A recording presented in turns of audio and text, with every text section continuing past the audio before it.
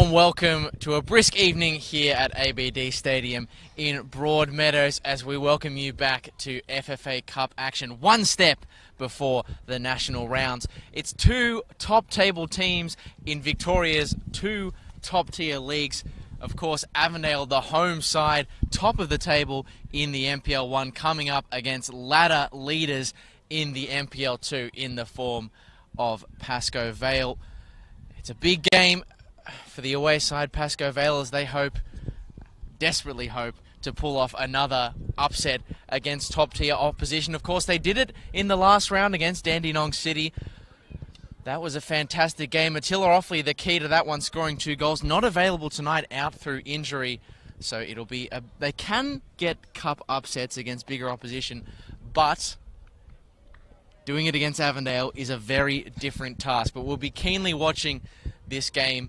One that I think many Pascoe Vale officials will be hoping is one that they can see more times during a regular season as they push for promotion in the NPL 2. Avondale have got their sights set on very different things. Glory in the NPL Victoria for the first time and a push deep into the national rounds of this competition and maybe even a chance to upset some A-League opposition. My name is Lockie Flanagan and joining me in the commentary box today is Nick DeBano. Nick, this is an absolute cracker. There's no other way of describing it. It's the perfect night for football. You may have said it's brisk, but look at this pitch here at ABD Stadium. It's an absolute picture for this one today. Big turnout in the grandstand just opposite, you guys can see at home. But this is going to be a massive game. As you did mention, no Attila Offley, but as well, without for Pascoe Vale, Ivan Grigic as well, cup-tied, along with Joffrey and Kosu.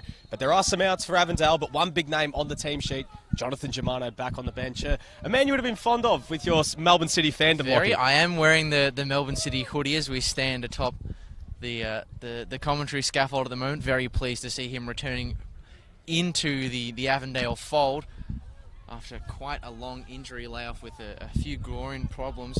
We'll get straight into the lineups for both sides as Stefan Valentini tries to turn his man. Patient play. We'll get back to those lineups in a second. Yute Towns playing to Boland. Almost essentially running through the lineup by just who's getting in possession, Lockie. Exactly. That's Hillier on the ball currently. So Avondale running with a back four of Riccobene, of the James variety. They're both playing tonight, the Riccobene brothers. James Riccobene at left back. The centre defensive pairing is Phil Riccobene, Filler, wearing the captain's armband alongside Scott Hillier. Dylan Jacoupy is the player at right back. Moving into the midfield three for Avondale, Mario Barcia is flanked by Yite Towns, and further afield in the 10 slot, wearing the number 33, is Joey Katabian, who's looking to continue a very strong recent run of form in the league. Further afield, speaking of strong form, Stefan Valentini can be found out on the left-hand side, and he's joined in that attack by Liam Boland and Yusuf Ahmed. As that cross gets blocked from Dylan Jacoupy, an early corner for Avondale. Of course, we spoke to head coach of Avondale, Zoran Markowski, not too long before this fixture. Certainly expecting to have more of the ball, and the onus will be on the star-studded team of Avondale to break down their opponents.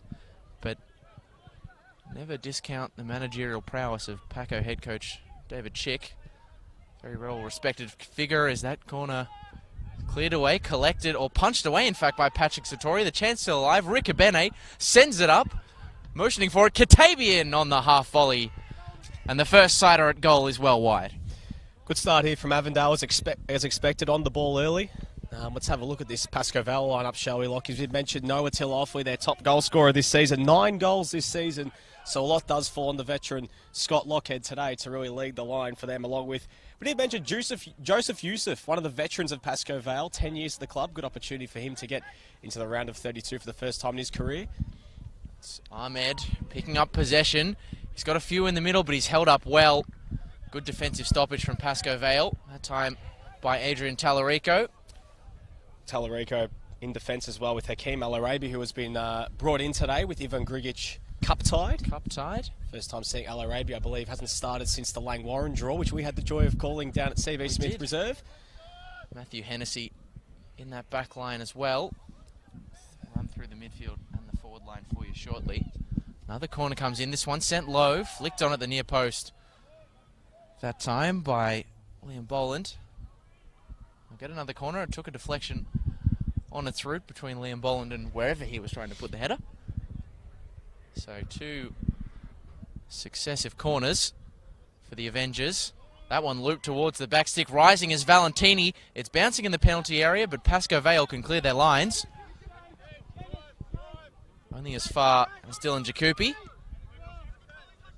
Fullback, who's got a lot of attacking prowess. Speaking of attacking prowess, Steph Valentini marching towards goal, going down, but I don't think the referee was ever going to reward that one. Clearing was Patrick Satori.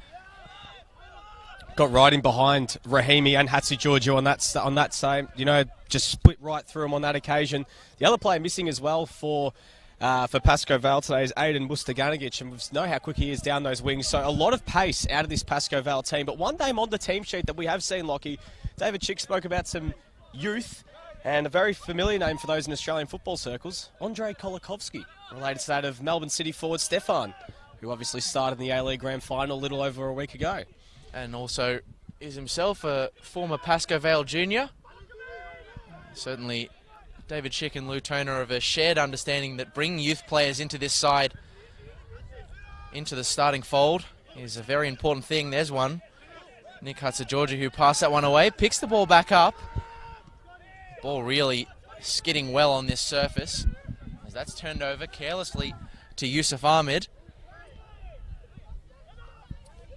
Ahmed does well there, but just lost possession on that occasion. Hatzigeorgiou playing a little bit more forward today, Lockie, playing a little bit more inside the front three today, along with Joseph Yusuf. It's Rahimi. Plays it out wide as Tallarico brings it out to the far side. Yusuf. Chopped from behind there by Scott Hillian. That's a free kick.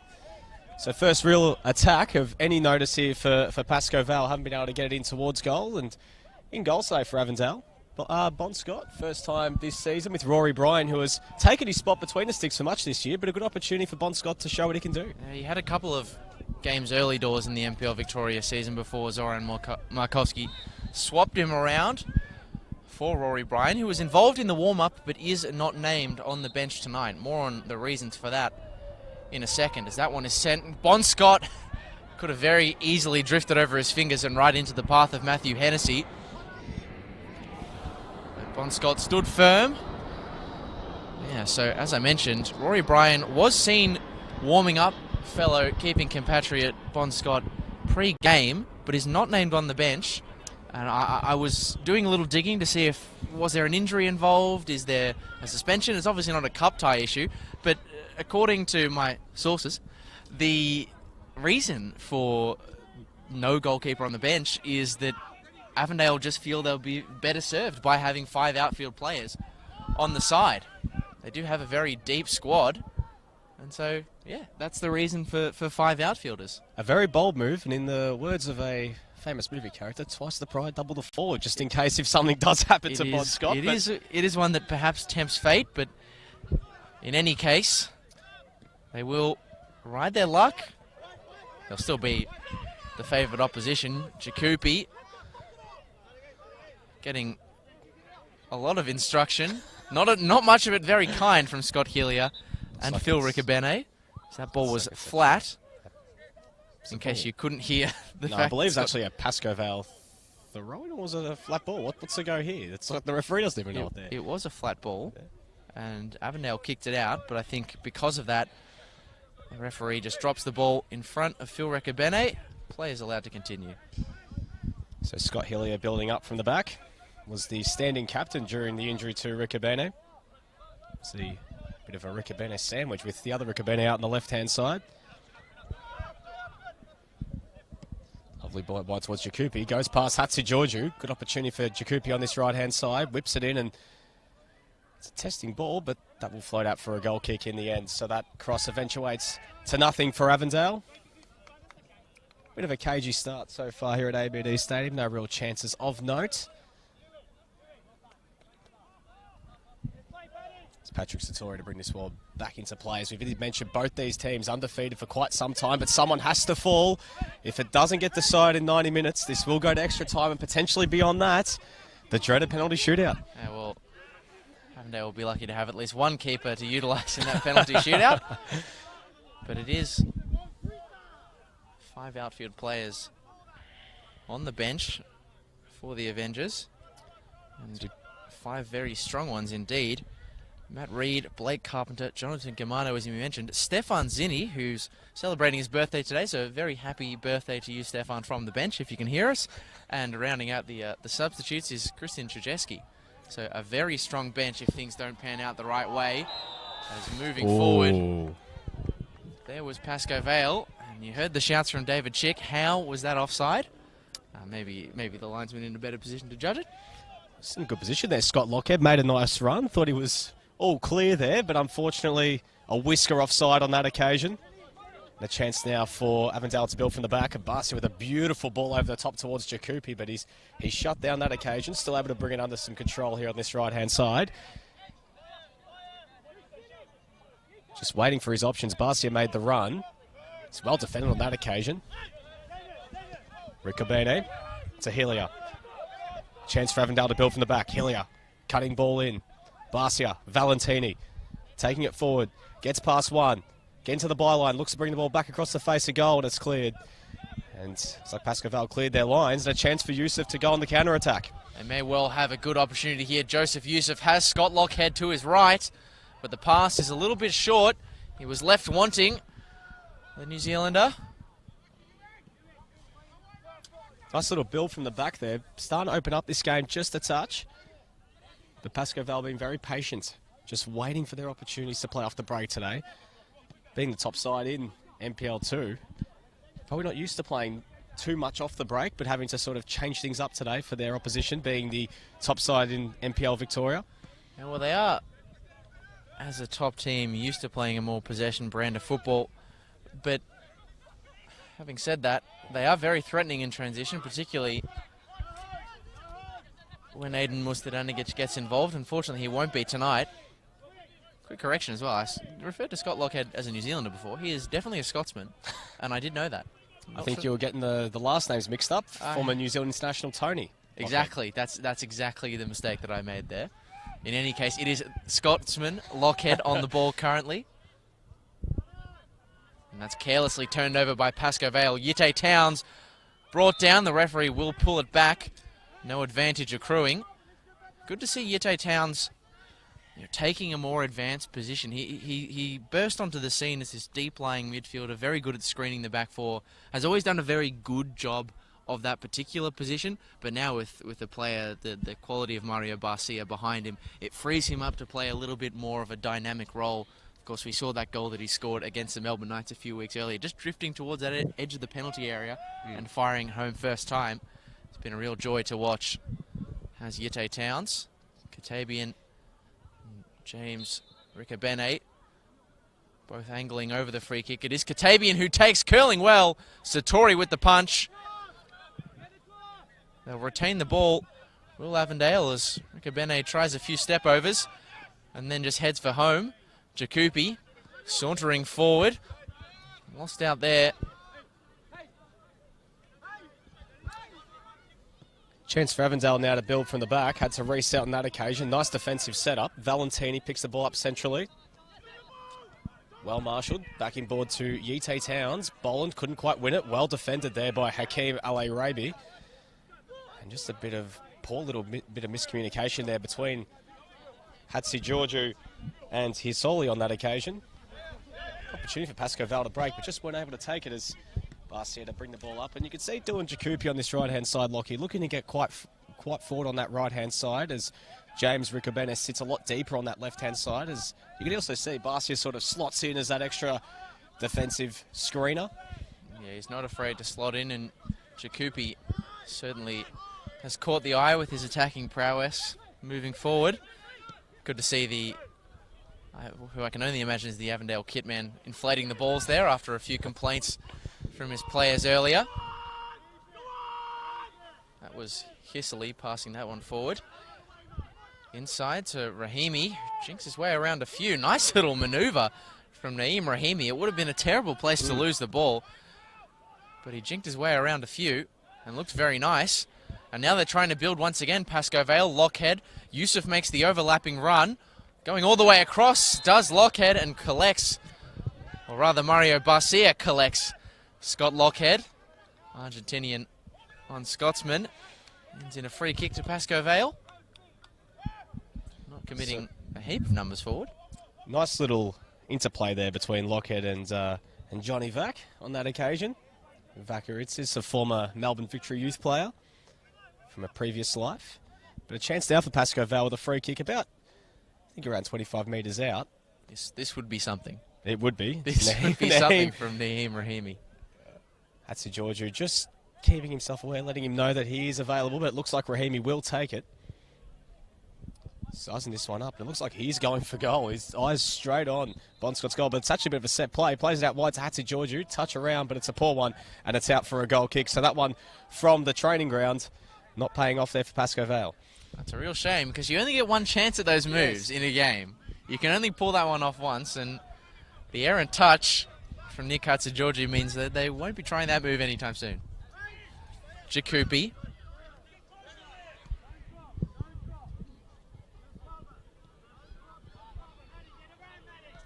David Schick instructing his players to the nth degree from the sidelines. Soren Markowski more reserved, at least for the moment. He doesn't mind for now the occasional outbursts, and no sooner did I say that, did Zoc start gesticulating on the bench to tell his players what to do. Nice ball sprayed out to Jakupi, Valentini, Boland, and Ahmed in the middle. It misses all of them, only as far as Yitte Towns, that clearance. Screaming for it is Jakupi. He picks it up. The run to his left comes from Valentini. He ignores that. Well, certainly having openings in wide areas are Avondale, but credit to Pascoe Vale, early doors, inside the opening 15 minutes of this game, they are doing a good job to get the blocks in where they need to. Well, you mentioned set pieces, Lockie, and I'm sure that they aren't that of the Italian national team with their set piece coach Gianni Vio, who has thousands of different routines, and I don't know if Pascoe Vale have that at their disposal, so I did mention that one, sort of the only one that they probably might be able to use, but it's a chance for a counter-attack here. Joseph Yusuf picking the ball up. One-on-one here with the defender, knocks the ball around him, but Hillier does well to mop up and plays it back to Bon Scott, and that little foray forward for Pascoe Vale comes to an end as Rico Burnett plays it out to Joey Katabian. As we did mention, having a great season, but not in his usual position as a striker, playing a lot deeper in midfield this year after a bit of an injury crisis early for Avondale, and he slotted in brilliantly. Yeah, the crazy thing about Joey Katabian is that Zoc clearly has a lot of faith in him as a player, not necessarily as a consistent starter all the time, but in terms of a player who can come on and do a job in a variety of positions. Front three, he's more natural where we know him from, you mentioned, but he's also able to play as that 10 as he is tonight, and deeper in midfield. He's been experimented with a few times there, so certainly a very versatile player. Valentini just losing his footing at the crucial moment, controlled well by Yusuf, who's been ever so efficient as a focal point for Pascoe Vale early doors. Schick calls for the switch. It's accepted. Lockhead, good switch of play, asking a lot of his teammate. They bring it down. As Yildiz, the ball under control. No stranger to Avondale FC, Dennis Yildiz. Valentini picking this one up. Lobs his way around one. Advantage allowed to accrue. Yusuf Ahmed, a golden chance! Yui Ahmed opens the scoring at ABD Stadium. Well, it doesn't take much for the Avengers. They cut like a hot knife through butter. They nearly got the free kick earlier in the phase of play when Stefan Valentini went down, but good work from the referee, allowing the advantage to accrue. The ball spilled out to Ahmed on that left-hand side, and a very cool and composed finish from Avondale's number 11 puts the table-topping NPL 1 team ahead in this FFA Cup fixture. Well, a poor mistake there in midfield, turned it over, and then they were, as you did say, they cut through like a knife in hot butter, and that was lovely work there from Avondale. Lovely through ball, but very well played there from the referee to let play go. A lot of referees would usually stop that and pay the free kick, but he let it go. It didn't work to the advantage at all for Pascoe Vale. They left scrambling, and Yusuf Ahmed, all he had to do was the easy part, put the ball into the back of the net.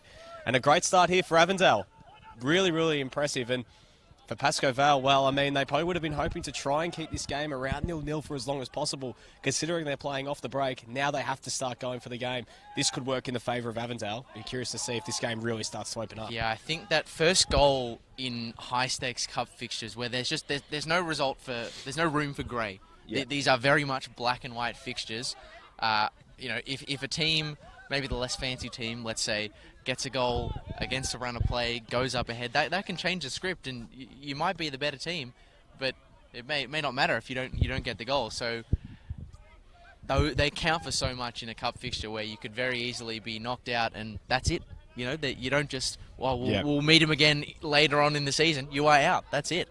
So a very valuable goal for Avondale. Regardless of the result, they'd be hoping for a meeting next season. We know that Pascoe Vale are top of NPL 2, but now they have to try to find the way back into this game. Still plenty of time in the early stage of this one. Avondale 1, Pascoe Vale 0, and an interception there. Bolland uses his limbs to win that one. Plays it now to Valentini. He buzzes his way around a few.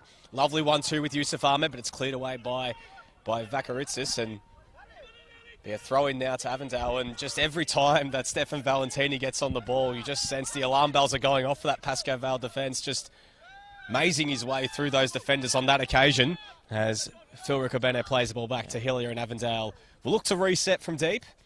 It's a pretty simple equation, Nick Dubano. When Stefan Valentini is on the ball, things happen. Yes. That is the easiest way to say it. He's ticked in to double figures for goals this season in the NPL Victoria, and I just wonder, Nick Dubano, if there might be some eyes from above, maybe keeping an eye on Stefan Valentini. Pure speculation. But I mean, his form has warranted it.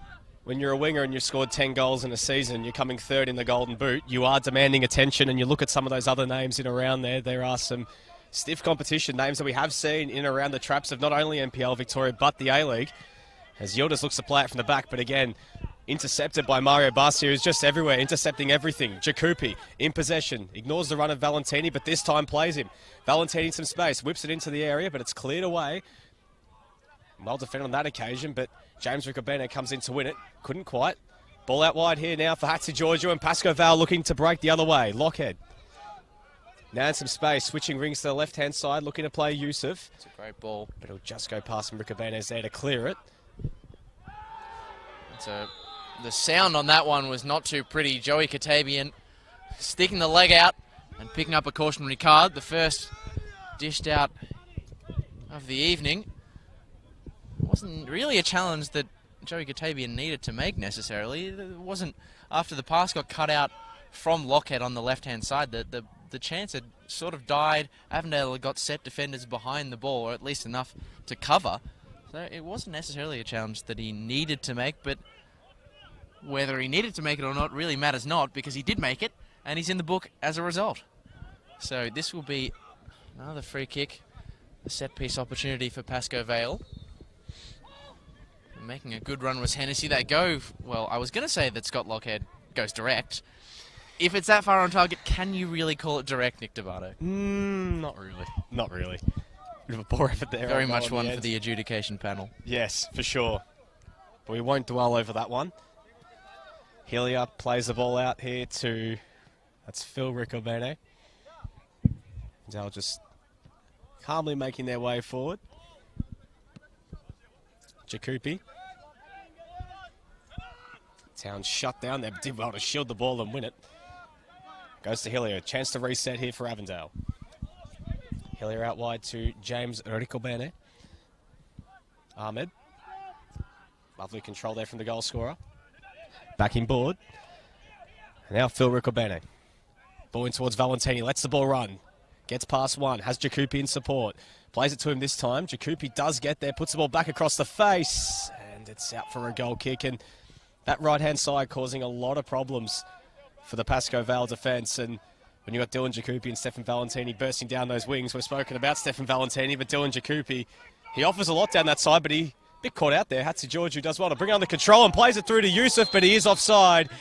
And there have been some little danger moments here where Pascoe Vale have been able to get in behind, but Yusuf twice being caught offside.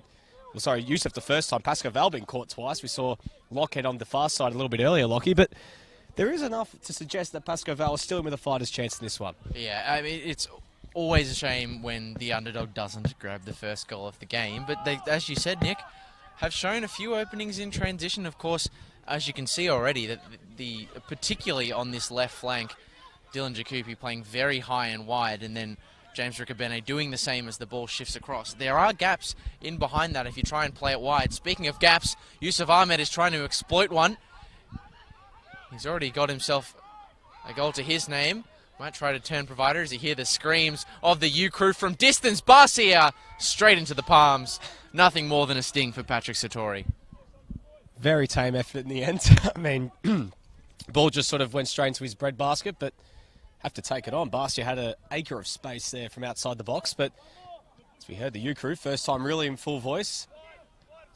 He's got quite excited for that first goal, but nice little spot right there. I wonder if they'll switch wings in the second half when Avondale do switch ends.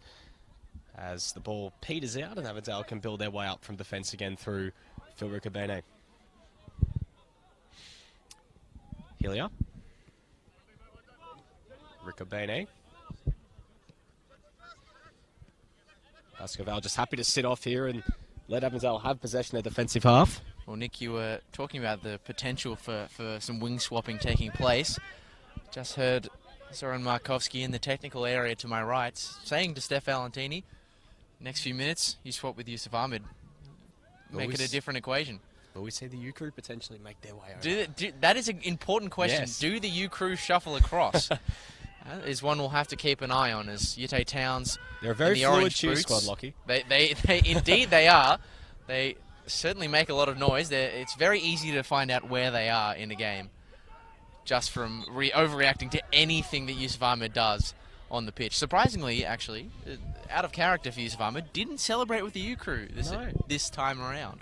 Maybe there may still be time. There's a very healthy Avondale contingency up just across from us. Nice little, pack of them over on that side. Very good turnout here at ABD Stadium. A home away from home for Avondale. Usually at the Reggio Calabria club, playing at usually their 3 p.m. time slot, but due to the floodlight situation, here they are, meaning that the absolute classic under the floodlights has been brought to Broadmeadows instead, Lockie, but chance for Pascoe Vale to break again. Looking at the quality of the pitch, we really can't do too much complaining about the venue change. Not at all. Lockhead back to goal. Referee, or linesman on the far side, flags for an infringement. That'll be a free kick for Pascoe Vale. They haven't quite threatened from the set-piece opportunities they have had so far. Really, the only way is up. David Chick telling his centre-backs, get in there. Ali Arabi and Hennessy, and a chance now for Pascoe Vale to threaten from these set pieces. They've had two already. They haven't necessarily come off, but this is now a good chance. Bit of a different area, looking to cross it in this time instead of going for more of a direct route, but an opportunity now for Pascoe Vale.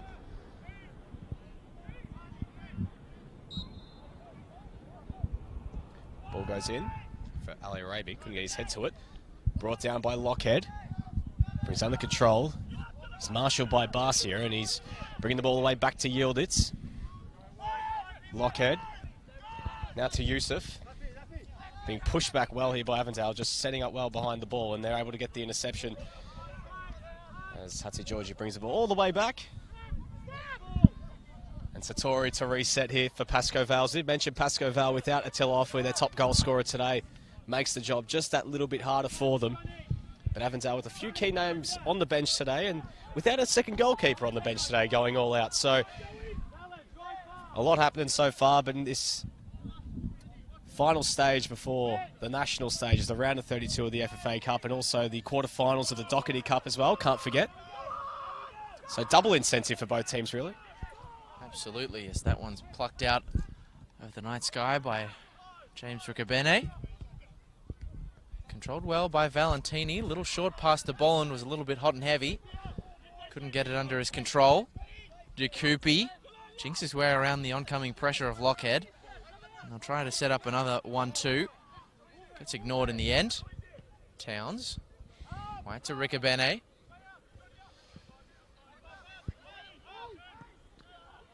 Pascoe Vale did well to get their defensive shape set there, and they certainly forced Avondale to slow down. Keep a hold of the ball for the moment. Barcia. Dropping off the line was Boland. Didn't quite make the return ball a sure thing. And picking up the pieces was Phil Riccobene sliding in and clearing that one away. Interesting challenge there from Barcia as well when he lost possession, looking for the professional foul and completely missed it. So did mention as well with Pascoe Vale, one thing that we have to remember, we're all about omens here.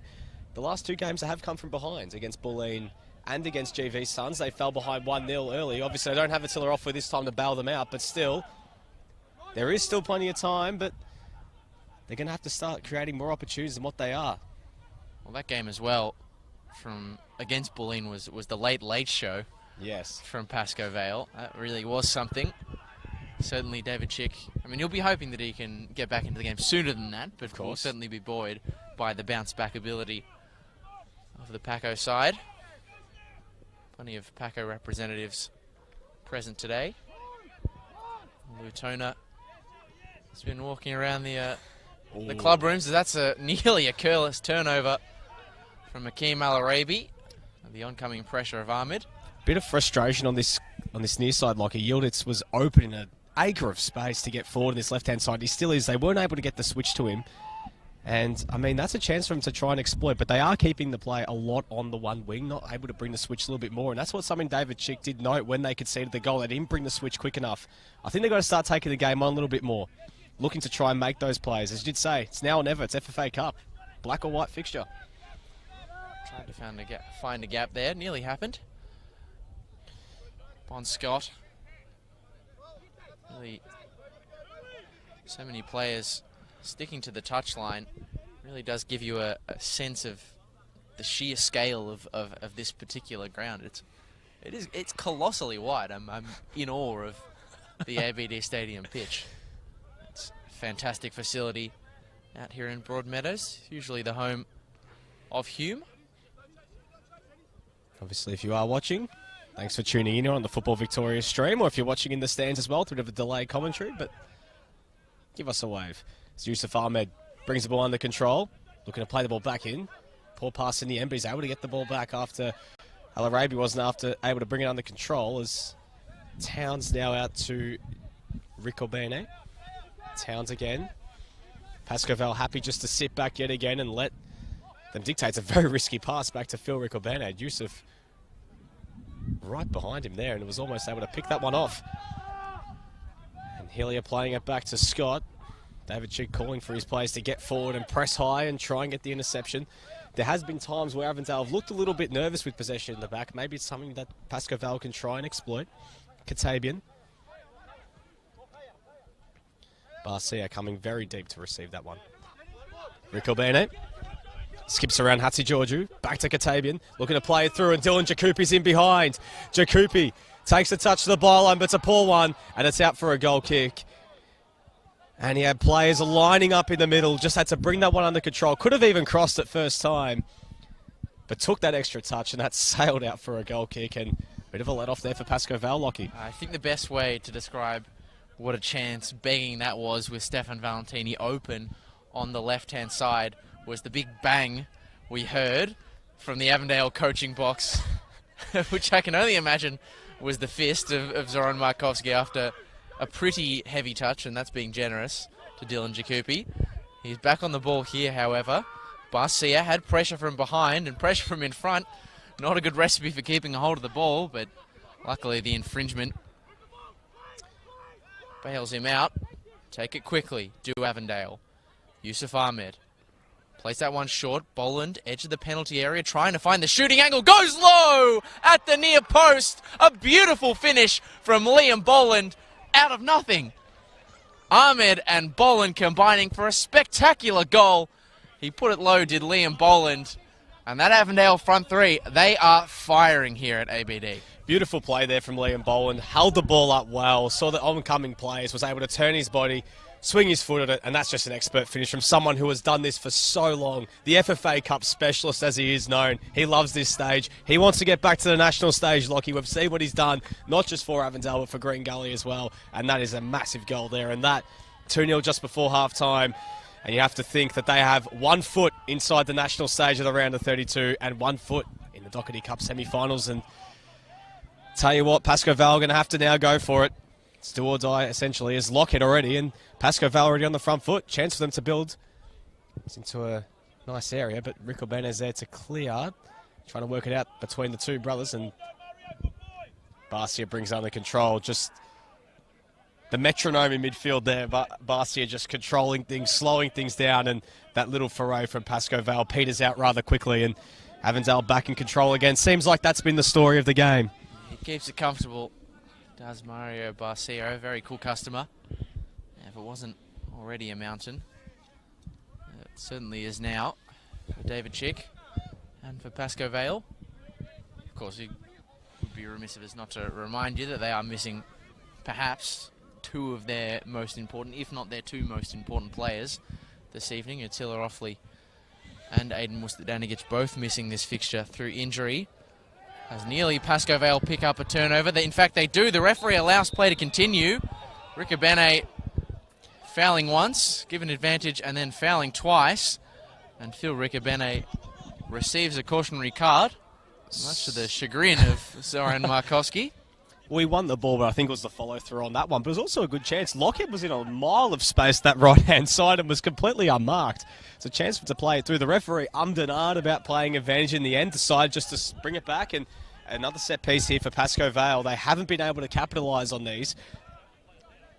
But Rahimi is standing over it. They are bringing in the central defenders to offer some height inside the area.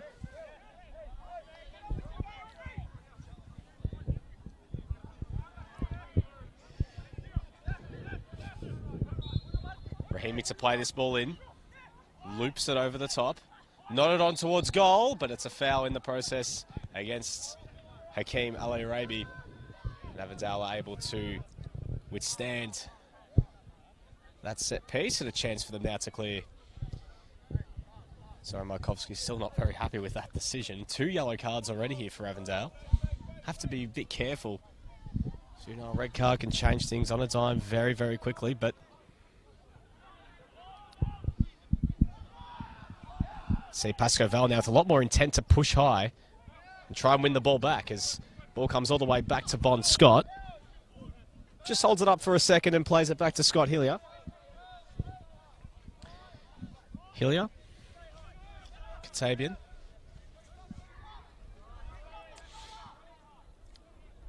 High line here from Pascoe Vale. The instructions being marshalled by David Chick to get high and try and pressure the centre backs. That's a lovely ball to Phil Ricobene.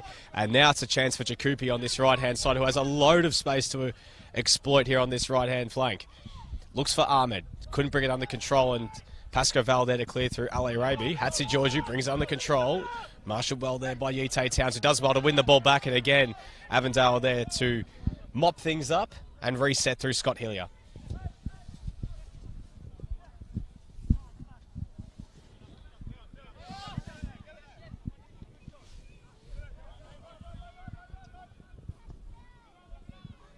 Ricabene to Barcia, sending that one over the top. Ahmed doing well to control a difficult one. Has Jacoupy to his right, he ignores that. Central is Katabian, who likes to shoot from distance. He goes instead to Boland, who turns one, and a chance for his second goes begging. Just wide on that occasion. Had so much space to get that shot away, just was not able to put that one on target. He's hungry, Liam Boland. He wants more, and he wants to put this game to bed here in the first half. We know he's in some brilliant form as of late, after a bit of a slow start, but just his sheer physicality and presence inside the area is causing that defence a lot of problems. And Satoria just slipping on that goal kick, and Pascoe Vale, luckily enough, still can't with possession through Lockhead. Now Yusuf. Lovely touch around, but it's well defended by Barcia again, who's just been everywhere at the moment. On Scott, under pressure there from Lockhead. Lockhead gets a foot to it. Hatsi Georgiou nods it back towards goal. Lockhead brings under control, but he's offside. And again, another nervous moment at the back for Avondale. Again, the message from David Cheek, get high, and it's reaping rewards, but they just haven't been able to get it on the scoreboard. Yeah, well, it's sort of a little bit of pleasure, a little bit of pain for David Chick, because yes, you're pleased to see your side nearly profiting from forcing the issue, certainly putting Avondale, a team who often look very comfortable on the back foot. But you almost hoped that it happened a little bit before you were down by 2-0. But in any case, the table toppers of the MPL, Avondale, holding a 2-goal lead over Pascoe Vale. Goals courtesy of Yusuf Ahmed and of Liam Boland, not of Stefan Valentini, who came towards Satori there, and Valentini will pick it back up. Satori moving back off his line, and that's a pretty average challenge from Matthew Hennessy, who goes into the book. Not a great tackle at all. Maybe a little bit of a tactical viewpoint in mind there from Hennessy, knowing Valentini's threat in a dangerous position, his goalkeeper in Patrick Satori scrambling backwards. Maybe a foul that he felt he needed to make, but one that for the entirety of the second half and the time that remains in this first puts him under a decent amount of pressure. Do still have 5 minutes remaining in this half. Stoppage time still to come. Over the free kick once again is Joey Katabian. It's Katabian curling it right-hand side. It's off the upright. Some delivery from Joey Katabian. A whisker away from Avondale's third. They keep play alive. Jakupi on the overlap. He's ignored. Another turn from Boland. He's trying to find that angle for a shot. He's got mountains worth of Pascoe Vale defenders as Rico Benehi fires off a shot. It's all guns blazing here from the Avengers. They continue. Barcia, the flick back to Jakupi. And now we can settle and take a moment to breathe. Valentini will gamble on this one. Stood up well. Oh. That time by Hakim Al-Arabi, but that was 3 shots in about as many seconds. And breathe, Lockie. And breathe. Tell you what, that was one hell of an effort there from Phil Riccobena. That just fizzed through the air. Just was unable to put that one on target, but danger's not over here for Pascoe Vale. Avondale still pushing. Jakupi looking for Valentini, but it's cleared out for a throw-in by Yildiz.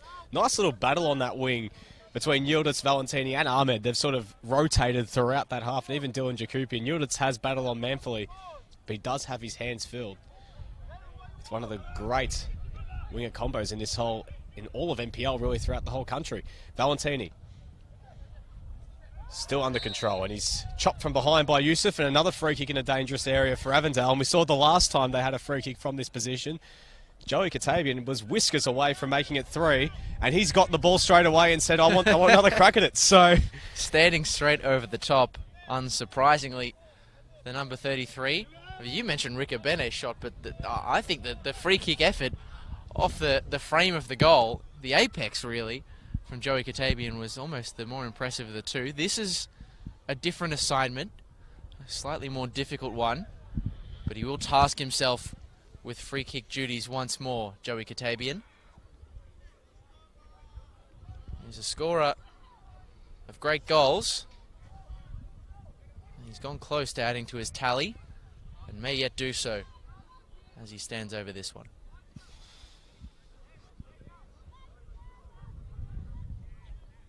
There's a bit of a hush here. It almost feels like a penalty. yes.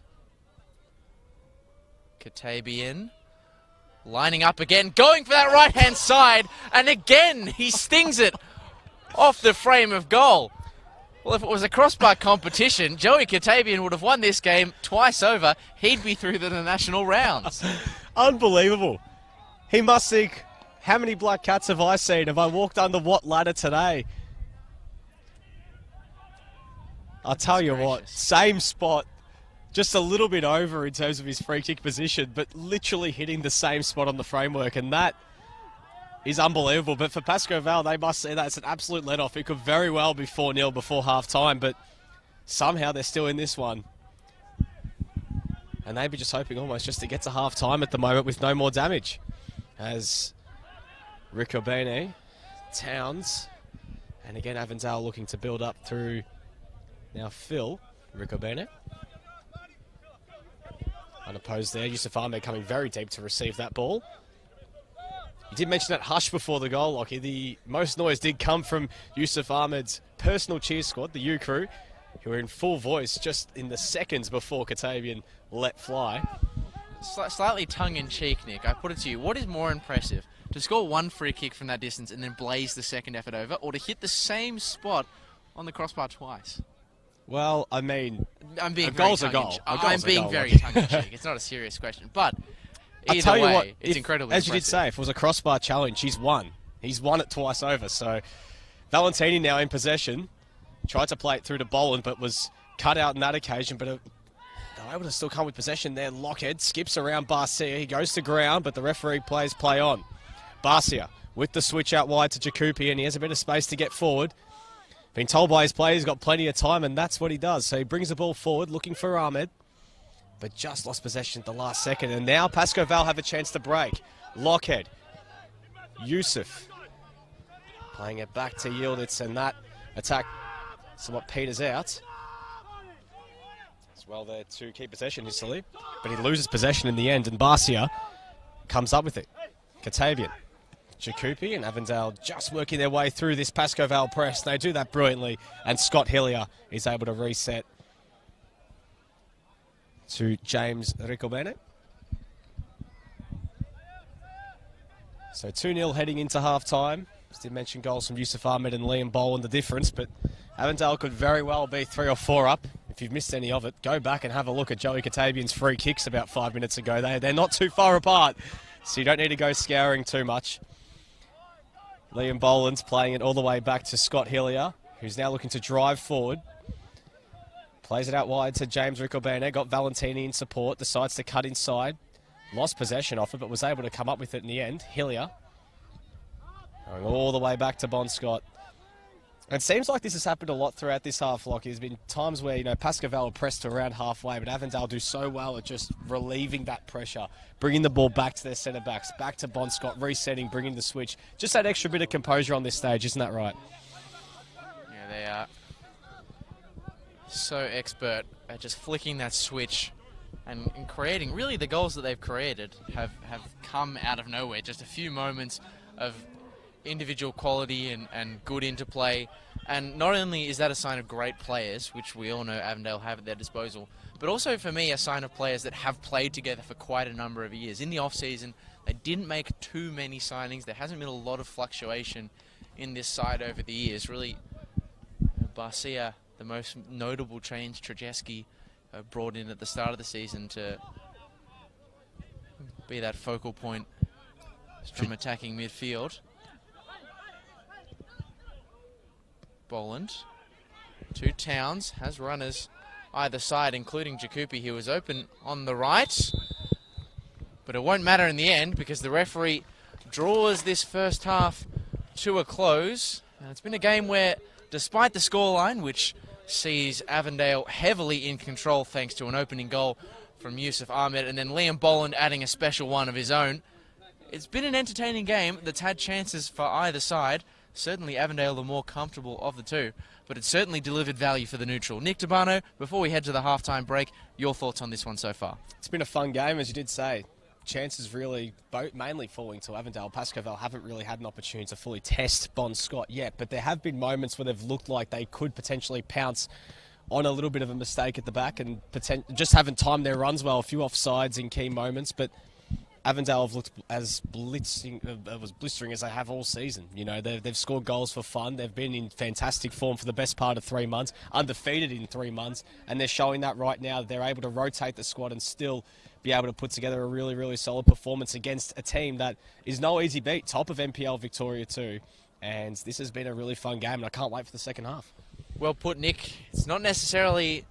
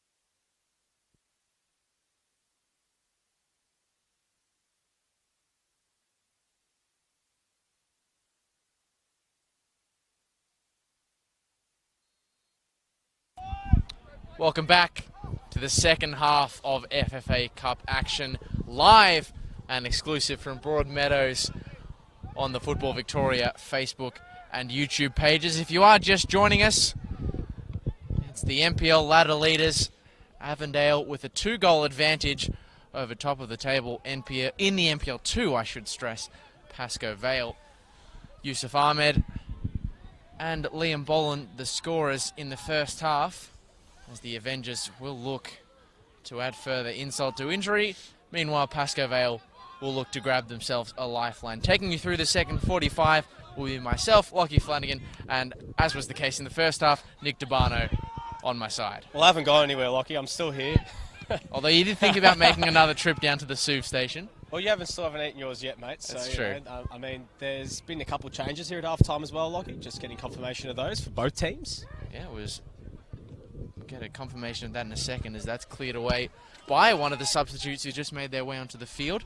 Ali Ayagun, the player who came on for Pascoe Vale, replacing Bardi Hissely.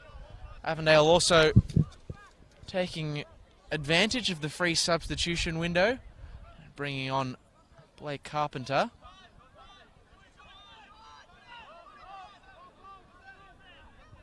As Avondale will have this free kick. Joey Katabian had 2 free kick efforts, direct free kick efforts off the crossbar. I don't think he'll go direct this time, but he'll fancy his chances to send this one into a willing recipient. A little bit too hot and heavy, and it goes all the way out, proving that lightning does not strike 3 times. It may well strike twice. You can hit the crossbar 2 times in a row. No. 3 is not possible. Absolutely, and I mean, it would have been something if it somehow bent around and just by some fluke it hit the crossbar again. And we're just still trying to find out exactly who's been taken off, but I do believe it is Scott Hillier. So, actually, no, I think it's Dylan Chikupi. Scott Hillier's headed over to right back.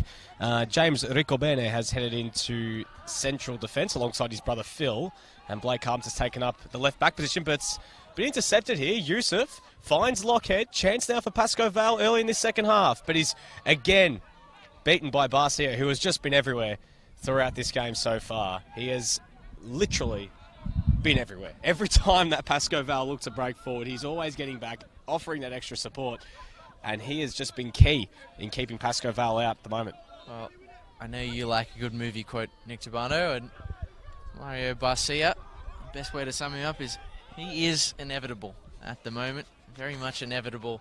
When you try to get past him, he is always there. And now Avondale trying to move forward. The exchange between Boland and Ahmed, the 2 goal scorers, trying to combine for yet more. We'll stay with Valentini as he does a couple of step-overs, heads towards the byline, goes down pretty easily. Referee with an easy decision to make.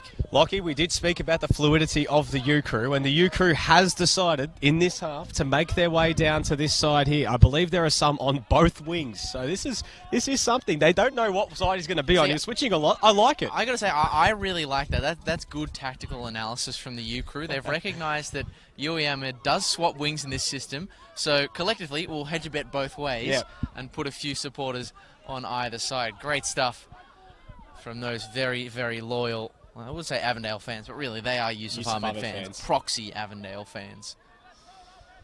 Early doors, second half. Satori, under pressure, will send this one pretty ungainly fashion out for an Avondale throw-in. Blake Carpenter, the substitute, getting ready to take.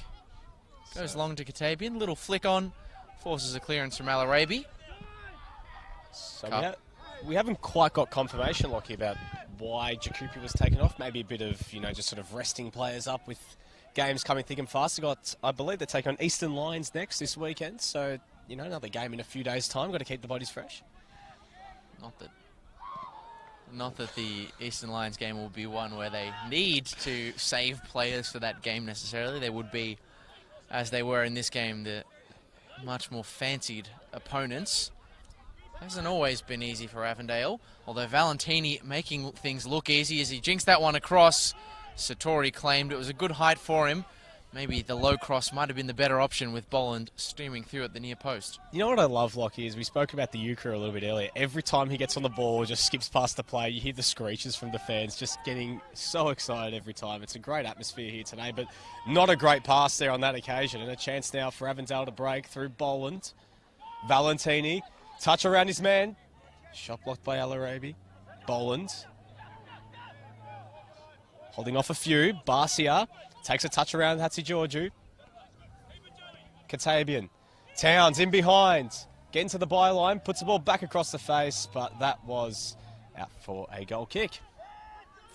It's a shame that ball is straight over the field of play there, because Yusuf Ahmed, if there was any player I'd be backing in from NPL Victoria to hit a volley like that on the edge of the penalty area, he'd be right up there. He's more than capable of scoring from distance.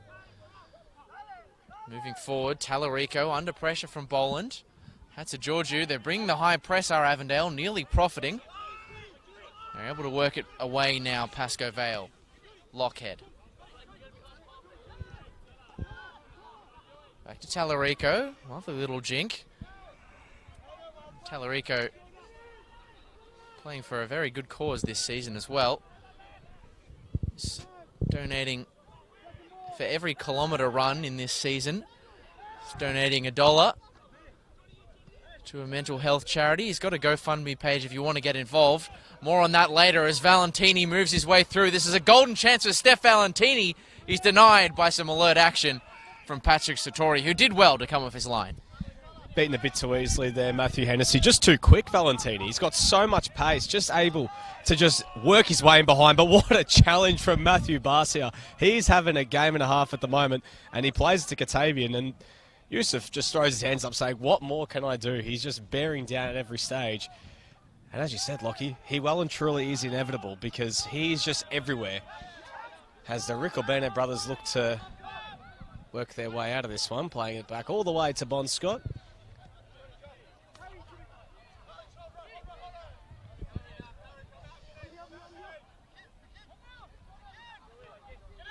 Substitute Carpenter on the ball.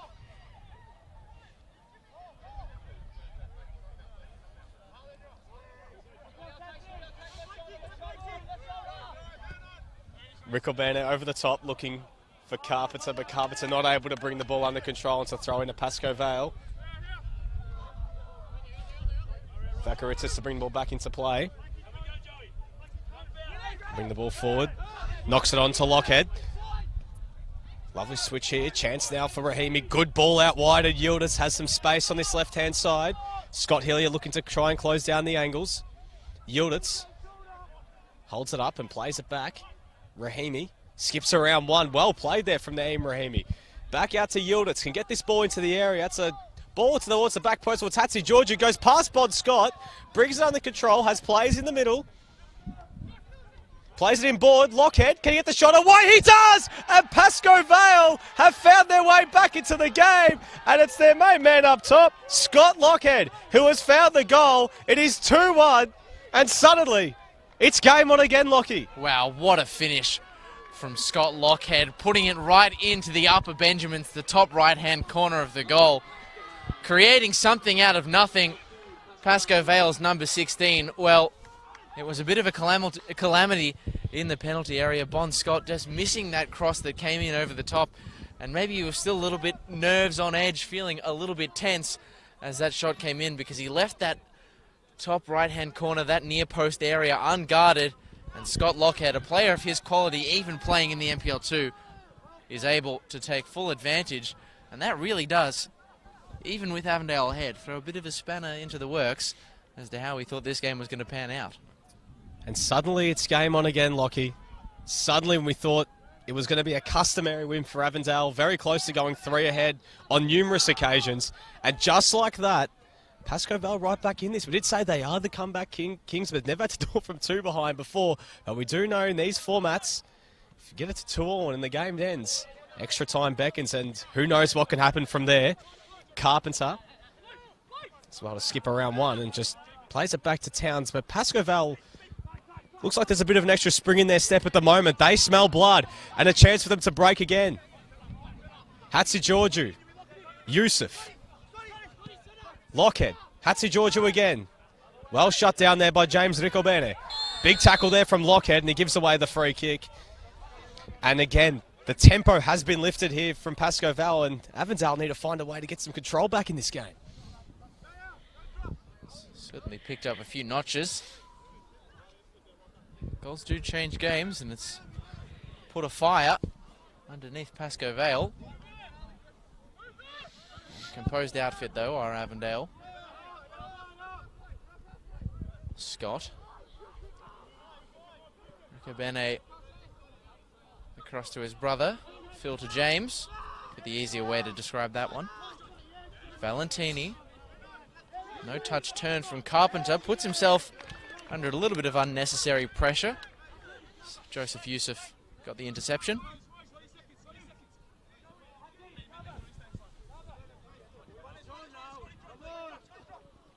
Long throw, Valentini brings to ground, lashes out, eventually picks it up, but collects a Pascoe Vale player in the process.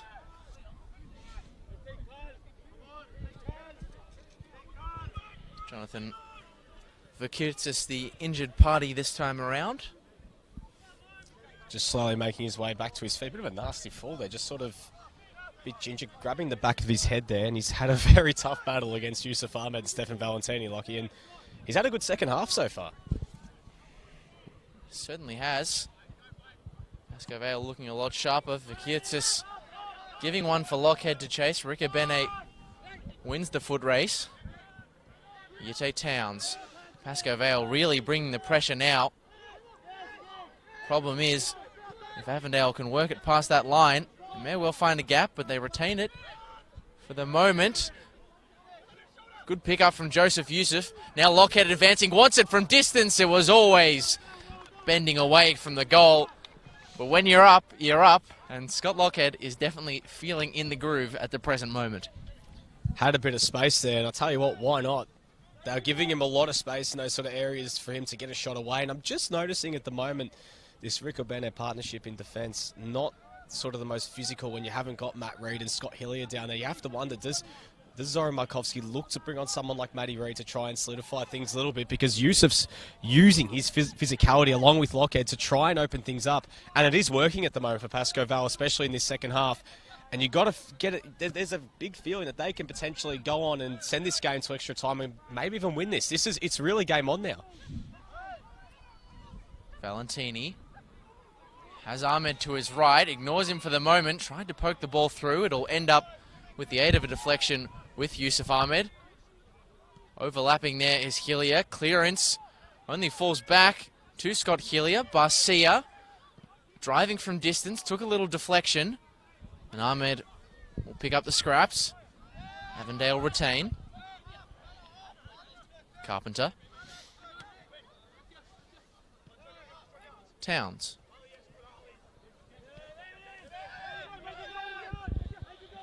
Markovski is urging for them to go all the way back to the keeper. Katabian's flick on, missing the on-running Blake Carpenter. Certainly not in a hurry. The hosts.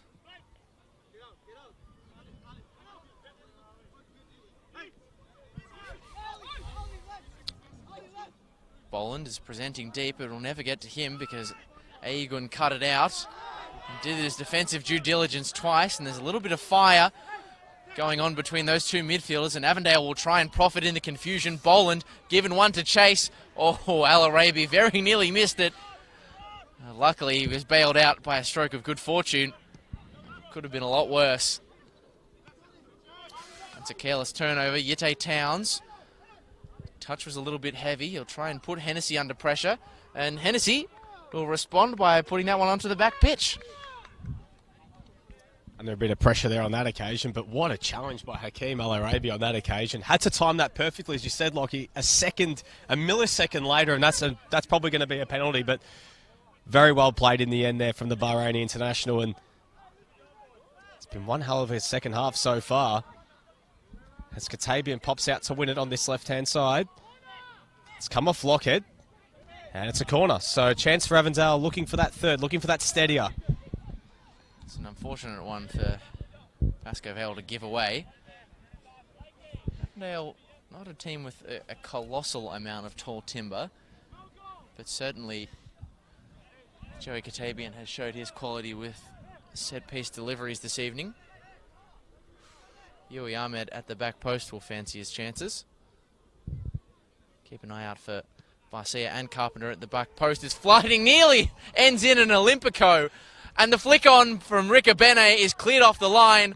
There comes Hillier! The fingertip save. It's still alive. And eventually we get it out for a corner. In fact, it's a free kick in the end after the infringement on the back. But wow, what an effort on the edge of the penalty box from Scott Hillier. The driving shot dipping towards Patrick Sartori, who made a great save with the outstretched hand. Tell you what, first of all, Joey Katabian, Olympico, I tell you what, that was one hell of an effort, and they've already lost possession. Valentini from range, it's into the back of the net. That's the steadier they were looking for. And just like that, Avondale 3-1 ahead. Stefan Valentini. Who else? Avondale 3, Pascoe Vale 1. Only seconds ago, we were talking about how Pascoe Vale survived. And just like that, they've restored their 2-goal lead, Lockie. Well, it's happened time and again in this game where action has just exploded out of absolutely nowhere, and we've had a number of chances in a few seconds. Usually when that happens, there hasn't been someone to provide the clean-cut finish. But surprise, surprise, it's Stefan Valentini who's able to arise out of the chaos and strike truly. He went low, perhaps inspired by Liam Boland's first-half effort. And that was an important goal for Avondale, who made that few minutes of sustained pressure really pay. And David Chick will not hesitate at all. We'll go quickly with the substitute that's being prepared. It's Damon Todorov. Leave the player warming up. Who he'll replace remains to be seen. Avondale really attacking from the front now. Towns has Ahmed to his right. The overlap from Hillier is available. That gets ignored. And perhaps it should have been the option because Ahmed turned it over. Rahimi. Under all manner of pressure, despite being so as far ahead as they are, Avondale continuing to press. You get the sense that they want more, and you get the feeling there is more goals to come from this game. Good interception from Carpenter. Boland, a bit of a heavy touch. Maybe now we can settle. For Kiertzis. Back to Hennessy. Launched by Sartori. Wide to Yildiz. That's a Georgiou. Back to Tallarico, who has two from pressure, but that was a nice little turn. The drag back, avoiding the danger presented by Stefan Valentini. That's a Georgiou. Porter Yusuf, no good. Just taking a few minutes to settle down, I think, in this game. Well, after a crazy few minutes and a really crazy start to this second half when Pascoe Vale looked like they were right back in the game from nowhere, Avondale have doubled their lead. And there will be a change now. Looks like it is Damon Todorov to be brought on here. Hakeem Al-Arabi will be replaced. Al-Arabi in the starting line for the first time in quite some time with Ivan Grugic cup-tied. Todorov comes on, one of the younger players in this Pascoe Vale team, their second change of the day. Looking to try and find a way back into this one. Rahimi loses possession. Towns. Chance for Avondale to break, but he just slows it down and goes back to James Ricobene. Another change being prepared here by Zoran Markovski. It is the birthday boy, Stefan Zini, coming on. Happy birthday to him. A few players rested for today as they look to consolidate this lead and book their place in the national stages of the FFA Cup and in the semi-finals of the Doherty Cup. Obviously, at the moment, Oakley in South Melbourne. And the other game tonight. 2 more games tomorrow. Hillier. Back to Phil Ricobene. Just looking to try and work their way out of this press. Bon Scott, poor pass in the end. Intercepted by Tallarico. Youssef. Poor pass in the end. Just didn't have the support. And James Ricobene is there to mop up. And Scott to Carpenter. Katabian, lazy pass. Tallarico. Forward from Agun, controlled well by Yusuf. Now wide, Yildiz. He's a good crosser of the ball, but he's cut this one inside. Now back to Rahimi. Wants the cross from deep. Yusuf the target. Yusuf rises, but not quite enough. Although he did just enough to get a deflection off an Avondale defender. And so forward, march the cavalry for Pascoe Vale. The side in blue with a corner to defend.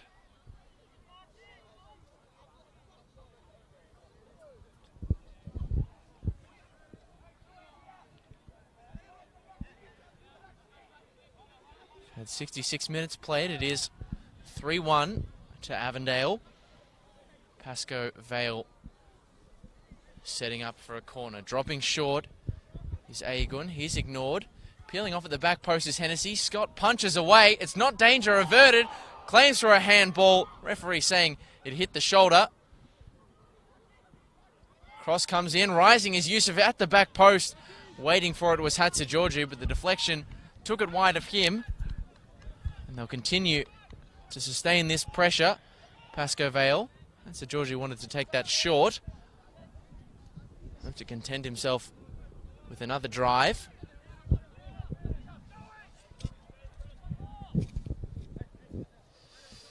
It's Agun with corner responsibility. Second half substitute. David Chick taking exception to some of the very close defensive attention that his players are receiving. Not a fan of the close-knit defending, as you said there, Lockie. You can't blame him. A bit of the hugging, as you said. You can't blame him. You really can't blame him. Agun to deliver. Flick on, is cleared off the line. Again they go close, Pascoe Vale. Lockhead recycles it. Moving was Todorov. They're able to trying to clear their lines. Eventually, Joey Katabian with the firmest touch out. Hennessy and Valentino will gamble. Both will let it roll over. So we get another substitution coming through here. Stefan Zinni, finally the birthday boy, gets a substitute's appearance. Not a great gift from Zoran Markovsky. I hope he's bought him something else. At least shouts him a kebab after the game. Yeah. And Stefan Valentini, after scoring, he's got what he needed to do. He's kept up the hot streak. He can come off with his head held high. He's done what he needed to do. Yeah, just as you said, you know, he's even got the hands out saying it's all right. He's got the job done. So Stefan for Stefan, the rich attacking depth of Avondale on show now. See, Stefan Zinni spent part of last season at Western United as an injury replacement player early in the campaign, but back at Avondale. Stefan Zinni making his way on. The birthday boy. Hopefully celebrate that with a win. They're close to it. Just over 20 minutes remaining. They are closing in on a return to the national stage of the FFA Cup. Do Pascoe Vale have another twist in the tail? They were able to bring one back. But can they find another? Ball pass in midfield and it's lost. Yite Towns comes up with it, plays it inboard to Zinni. First touches on the ball, lovely flick on there to Boland. Yusuf Ahmed in a load of space that right hand side. Goes for Towns instead, but he's offside. Ahmed got there. He still missed, but he is offside in the end. And Stefan Zinni, a little bit ginger already. Just coming up after that one was fouled. But the ref did go with the advantage in the end, but it is an offside and Pascoe Vale looking to build. Hennessy. Backwards into Hatzigeorgiou. Lockhead looking to try and win it. Well played by James Ricobene. Lockhead, Hatzigeorgiou. Looking to bring the switch now through Talarico. Yildiz has some space on this left-hand side. It's Rahimi in support. Decides instead to work his way back. Todorov in possession. And again, Pascoe Vale forced to go all the way back to their goalkeeper in Satori.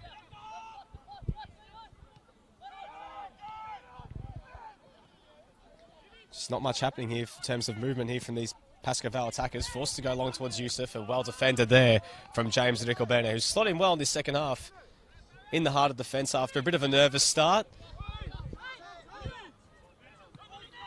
Two brothers have played well together. Surprise, surprise, they've shown a good understanding as a centre-back pairing. From the backyard to ABD Stadium. Yeah. So it's a play, they'd be doing well if their backyard looked as good as the ABD Stadium pitch. It's Ali Ayagun is unfortunately taken injured.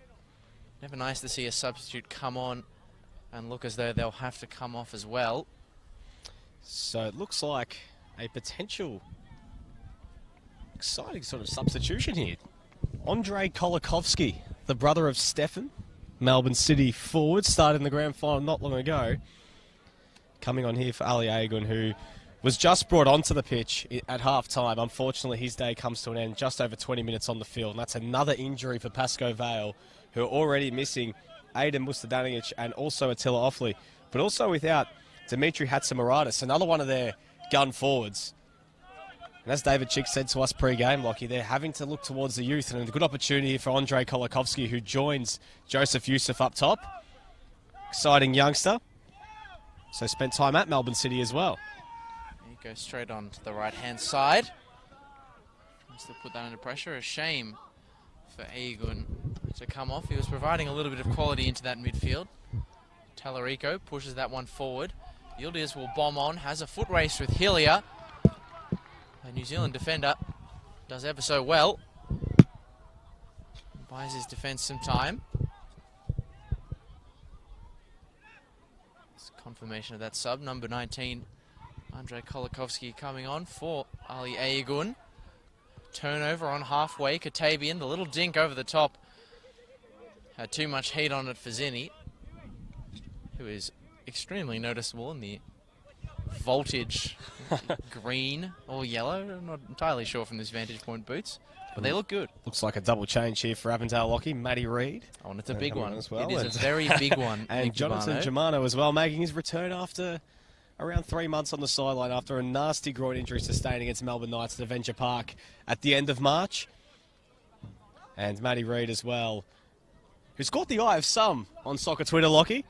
Some saying that, you know, he's putting himself right in the frame for potentially a look in at A-League level. But Mario Barcia, what a game he's played. He'll be replaced as well. Looks like Yite Towns' day coming to an end. So, unfortunately, won't see the Argentinian connection on at the same time. But it's great to see Jonathan Germano back and Matty Reid as well coming onto the field as Avondale look to close this one out, Lockie.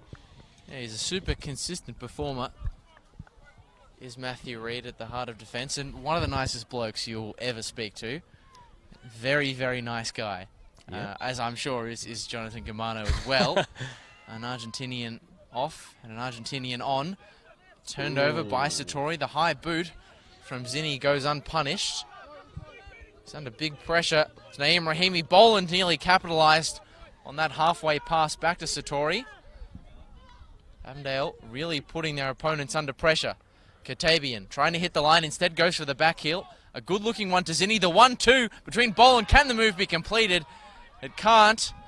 And they would have hoped for a penalty there, Avondale, but the referee unmoved. They'll have to contend themselves with a corner. Well, you talk about guys looking to get forward from corners. You spoke about their lack of tall timber. Now you see Matty Reid lumbering forward, and we've seen how much of a danger he possesses from set pieces. That is timber right there. That is a... I'm trying to think of a timber size. That's not my forte, Lockie. But, you know, he's a big man. That's one thing we can say. We'll keep shopping the analogies as Katabian sends that one in flat. Reid does rise. It's cleared away. Foot race on here between Kolakovsky and Ricabene.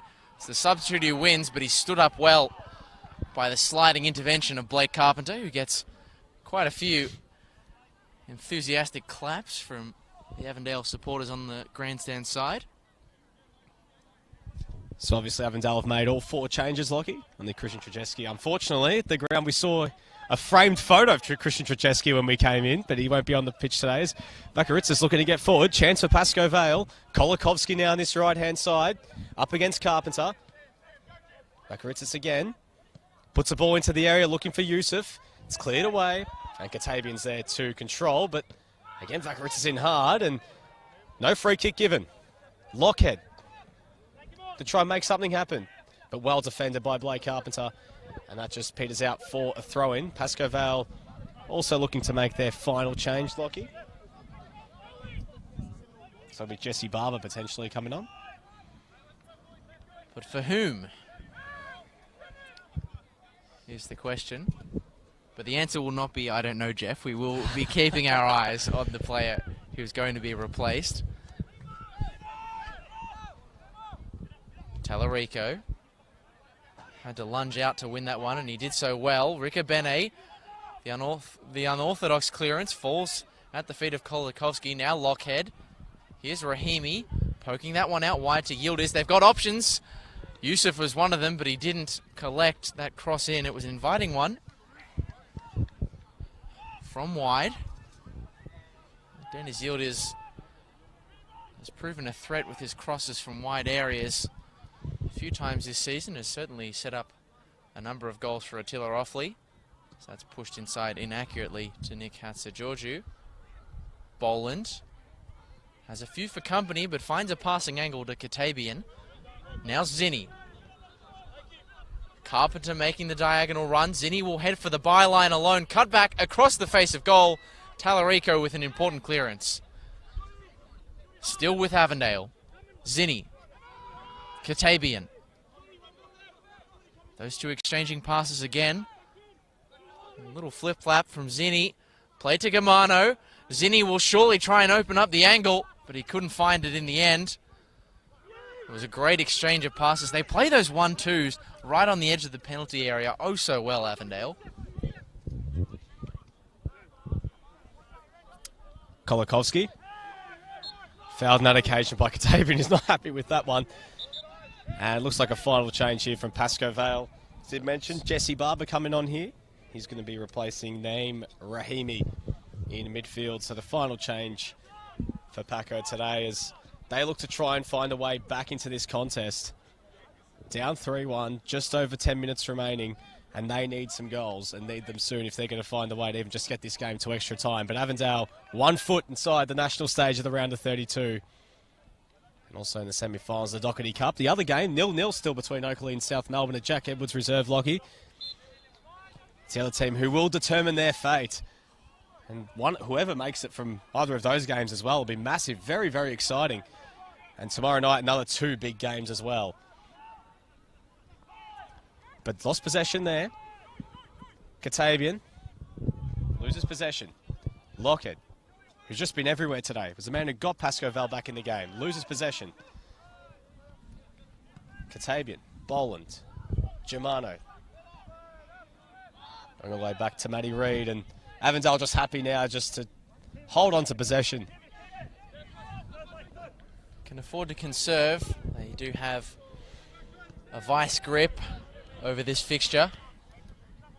Got a decent drive home to many from Stadium in Broadmeadows, with neither team being super close. I would imagine that many will be, well, not their home ground in Parkville, not so. Hillier looping that one over. Boland trying to get there. He's denied by some good defensive work by Pascoe Vale. Satori distributes quickly. But I imagine many, Boland can't motion for that one because he is offside. Many will be sticking around, delaying that journey home and maybe getting potential extra time for South Melbourne and Oakley. Maybe in the club rooms. Or on your phone. That's the beauty of these live streams. You can watch them on Facebook, on YouTube, on your phone, on an iPod Touch if you've still got one, laptop, television. We can do the lot here at Football Victoria. If you like Barry Glendenning from Football Daily, you might have one on the big tally and one on the laptop, Lockie. So I think, hopefully you got us on the big tally at the moment. But just a little if you have us on the iPad Touch, or the iPod Touch rather, I'd be very offended. We'd love to find out. But let us know what device, not where you're watching from, but what device you are watching and hopefully you're staying warm, because we are freezing up here on the scaffold. But it's a beautiful night anyway. The rain stayed away as Ricobene to bring it up. Carpenter finds Phil Ricobene. Back to Bon Scott. Decent game from Bon Scott today. Was caught out for that first goal with the ball over the top, but hasn't had, other than that, not too much to do. Rory Bryan probably keeping quite warm today. I'm not sure if he's down there on the bench. Could see him down there. Rory Bryan is left this part of the pitch now. So maybe he's gone for a bit of a feed. Was standing on the fence at halfway in the full tracksuit, so he was rugged up quite well. Wasn't going to be able to jump the fence if something did happen with Bon Scott. Boland. Still he searches for that second. Trying to turn provider. Good little exchange of passes between Katabian and Zinni. Zinni goes down. Nothing doing from the referee. The game is maybe starting to wind down a little bit. Maybe there'll be one last push from Pascoe Vale as we eke into the final 10 minutes of regulation time. It's a ball sent for Kolakovsky to chase. Bonscott will get there first and pump that one Heads up into the stratosphere. Goodness gracious. Well, luckily it didn't take someone's head off on that occasion. Could have taken out one of the ABD grandstand windows, would have been a real concern. For those in the corporates, Yeah. enjoying the And there have been heat. some big names in the corporate area this evening. Of course, alluding to Lou Toner. Absolutely. Hey, he said he was relaxed before the game. I wonder how he's feeling right now. It's a good question. Riccobene, Carpenter. The game starts to really fizz out now, Lockie. It seems like the sting's been taken out of it. Avondale just happy to now just hold on to this 3-1 lead and just consolidate this, not sustain any more injuries, looking ahead to a game against Eastern Lions. You know very much about the logjam that is NPL2 Victoria, and Pascoe Vale have to front up against one of the relative improvers in Manningham on the weekend, Lockie. Yeah, I had the privilege of watching Manningham play a few weeks ago in actually the first game out of lockdown against Langwarrin behind closed doors. And they certainly have picked up their form a little bit.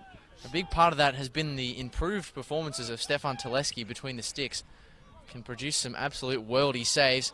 And Patrick Sartori might be asked to do the same from this corner as the cross from Yusuf Ahmed deflects out. It's been a constant threat, has Yusuf Ahmed. Certainly the back five of Pascoe Vale have had their work cut out for them this evening. Don't think there's been a single easy moment for them.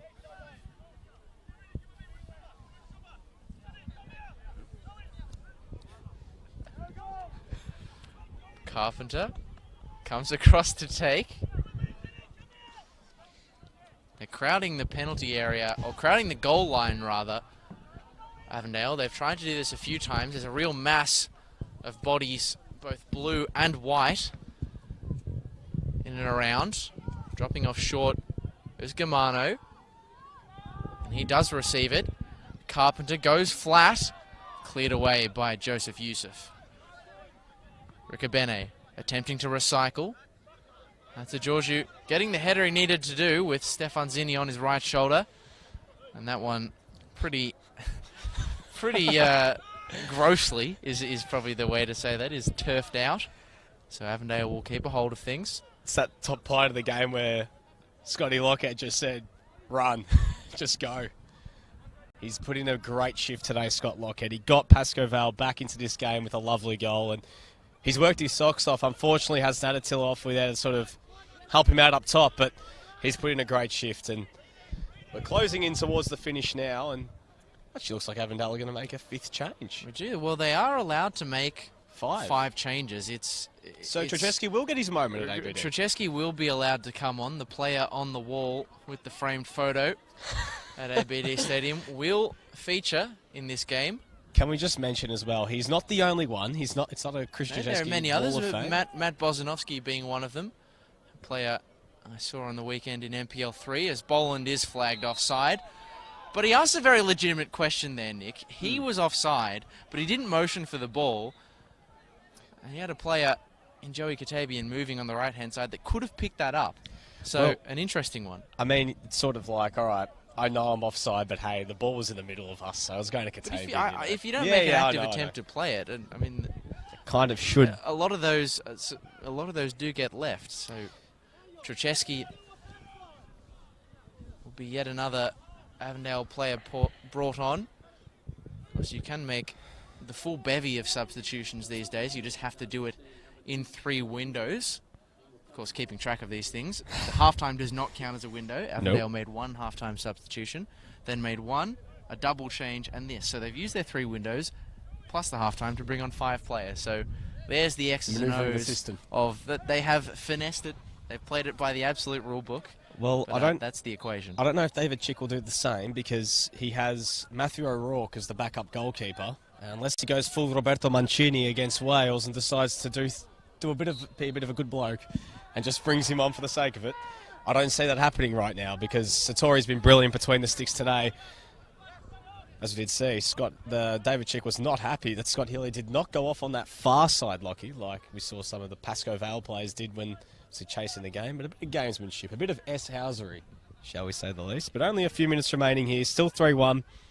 Oakley, South Melbourne down Jack Edwards Reserve 0-0. Hopefully you've got that one on the iPod touches, Lockie alluded to. Hatsa Georgiou. Lockhead. Wide here. It's just Barber, sorry. Lockhead. Does well to bring it under control. Well played from Lockhead and plays it through to Barber. Hemmed it on the touchline here. Goes back to Yildiz, who's got to put his ball into the area. Lovely ball in. Looking for Kolakovsky, but it's cleared in the end. Germano with the flick on. Zini plowed into there by Vakaritsas. He went down maybe a little bit easily, but wins the free kick, and Avondale can just calm things down. And they're almost there now.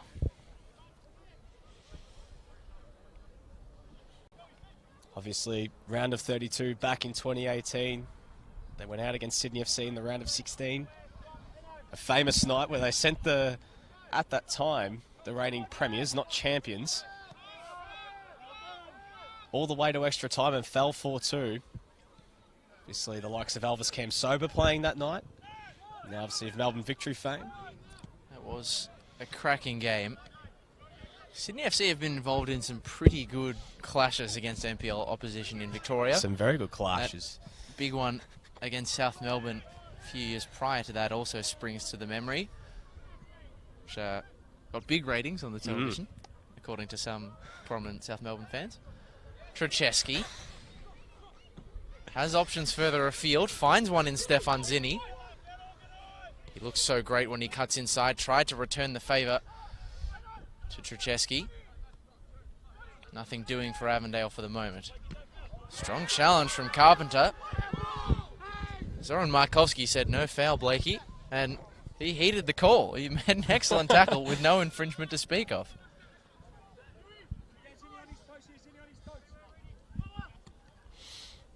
Attempted clearance. Only finds James Ricabene. Trucheski playing that ball in behind the lines. Both Boland and Ahmed were chasing. They'll keep it hemmed in their front third as that's a missed clearance. Boland is flagged offside. The referee decides not to whistle until I said it. Commentators curse, but just for offsides instead of goals. It's been a fun one today, Lockie. Pascoe Vale can really hold their heads high, I think. You know, it just has been a tough game for them. But they'll look to focus on promotion solely now after a really, really good cup run. But unfortunately, it looks like it's about to come to an end unless there is some crazy twist. As Matt Reid now in possession for Avondale. Rick Urbana, that's Phil. Carpenter. Well defended by Kolakovsky. That's a throw in there in the end for Avondale. So for Avondale now, well clear at the top of the league. Into the next stage. Things are moving very well at the Reggio Calabria club at the moment. Everything is coming up Avondale. They are. Right now is the best way to say it. They're heating up a lot more than our muscles are at the moment, which are absolutely freezing. But chance for Avondale to break. Through to Boland. Ahmed gambling on it. This is a golden chance for Yui Ahmed to grab his second. He muffs it up, but he may still get the chance. Oh, he rolls one player, and that is a beautiful end to this game from Yusuf Ahmed. We had a first crack at it. He put it straight into Satori. The first bite at the cherry wasn't so sweet, but after he rolled that player, put the defender on the ground and poked it into an empty net, well, the second bite at the cherry, Nick Tabano, it was oh so sweet. And that is that here at ABD Stadium, courtesy of Yusuf Ahmed, who gives himself a brace. That's it. Avondale through to the next stage. And it's going to be so exciting to see how this team goes. You have to think amongst the NPL bunch that they've already qualified for the next stage. They have to give themselves every chance. The new format, only 10 A-League teams making it with those playoffs still yet to be played. They'd have to give themselves every opportunity. And I tell you what, they're having one hell of a season. And this has just been a classy performance. They withstood Pascoe Vale's surge at the start of the second half, and that's a great finish from Yusuf Ahmed. They just have so much quality up top that any team in NPL, I think this is probably the best attack in the whole of NPL. Yeah, and they may get more. Zinni has Trzeski to his right. It's still with Boland. Just getting their lines crossed. But yeah, I think it was a very enjoyable goal. You can so often see players get their way around the keeper and just sort of, the pressure gets too much to them and they blaze it over the bar or hit it into the covering defender on the line. But Yusuf Ahmed was extremely composed in that moment. A very enjoyable goal to watch, but enjoyed most of all by the U crew on either side of the fence. Germano, Zinni, Carpenter had the little flick but didn't have a teammate to receive. That's a Georgiou inside to Kolikovski, who goes down under a decent bit of pressure. So just a heads up, first of 4 FFA Cup qualifier games. The other one tonight, Oakley, South Melbourne. When you're finished here, make sure you switch to Football Victoria's other stream because it is looking like that is going extra time. Still 0-0 at Jack Edwards Reserve, Lockie. That is one that will be watched by many in the club rooms. And that's a beautiful little glide over the halfway line from Stefan Zinni. Trzeski pushes wide to Ricabene. Ahmed, back to Trzeski. Wants to send the ball in behind. Chested well to Zinni. He goes down. He was pulled back. Or at least it looked so from this vantage point. The referee decided against it. Maybe just conscious of the situation. I thought there was contact there. I thought so too. It would be nice for him to get a birthday goal. But unfortunately it wasn't to be. Maybe the referee doesn't know in fairness. At the end of the day, you don't need goal difference in this sort of game. They're through. So it would have been nice to get a 5th. But regardless. That's an awesome turn from Lockhead. Played across to Kolikovski, who completely miffed his final finish. It's no nicer way to say it than that. Beautiful turn in the build-up from Lockhead, who really has, as you said earlier, Nick Tabano, been the shining light of Pascoe Vale. They'll turn their attention to continuing their strong league campaign, where they do sit atop the NPL 2 table for now. Of course, second place Brunswick City have a game in hand and could leapfrog them. And they would have to beat the Moreland Zebras, which, given their recent form, is easier said than done. Moreland Zebras in action tomorrow in the other FFA Cup qualifier, Lockie, taking on the Port Melbourne Sharks down at JL Murphy Reserve. That is probably the strongest cup set potential of the tie. Carpenter moving down the left-hand side. Zinni pulls up sore. That's not good to see from Stefan Zinni. Avondale may have to complete this game with 10 because Zinni pulled at the hamstring and went straight down. He's had a difficult time with injuries, Stefan Zinni, and this may yet be more pain, unfortunately. For the birthday boy. This is not the sort of way you want to cap off your birthday today. But obviously the other games we mentioned, Lockie, this is the giant killing, if it could ever be. Monbulk taking on Hume City. Hume City, obviously the home ground where you're watching right now at ABD Stadium. So both those games tomorrow night. Catch those on the Football Victoria live stream. Joey Lynch, Demir Kulash, live from JL Murphy Reserve. Might even get down to that game. Yeah? Nice. Got nothing on my Wednesday night. Well, what else would you be doing on a Wednesday, Lockie? It's a great question. It's a great question. But regardless, hopefully more exciting cup action. Still 0-0, and it has been locked in. It is extra time at Jack Edwards Reserve. So, looks like we're working that one on after this game, Lockie, and we're going to be heading into some warmth and watching the rest of that. But this game just petering to an end as Satori just bring that one back into play. Fortunately, it's the end of the road for Pascoe Vale, but back to league action this weekend against Manningham. Yilditz. Ball over top towards Kolikovski. That's cleared by Phil Ricobene, and that's it! Avondale are through to the national stages of the FFA Cup, the round of 32, and the Doherty Cup semi-finals. They're back after a few years out of the FFA Cup. And the team that were one of the giant killers only a few years ago have a chance to do it all again in a battle between the top of the table NPL Victoria side and the NPL Victoria 2 side, Pascoe Vale, who were just unable to get the job done.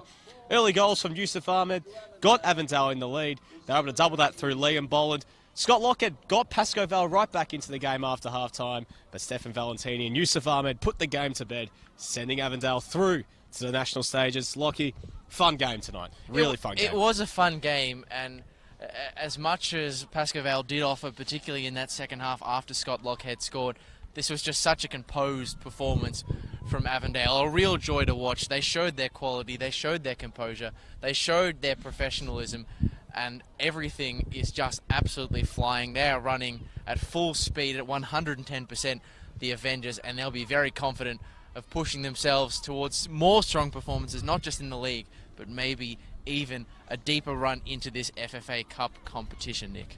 Well, yes, that's it. And that's it from us here today, Lockie. Make sure you head over to the other Football Victoria stream down at Oakley. It is still 0-0 in their clash with South Melbourne. Teo Pellizzeri, Nick Tolios on the call there. But for myself, Nick Dabano and Lockie Flanagan, we're signing off from ABD Stadium. It's been Avondale 4, Pascoe Vale 1.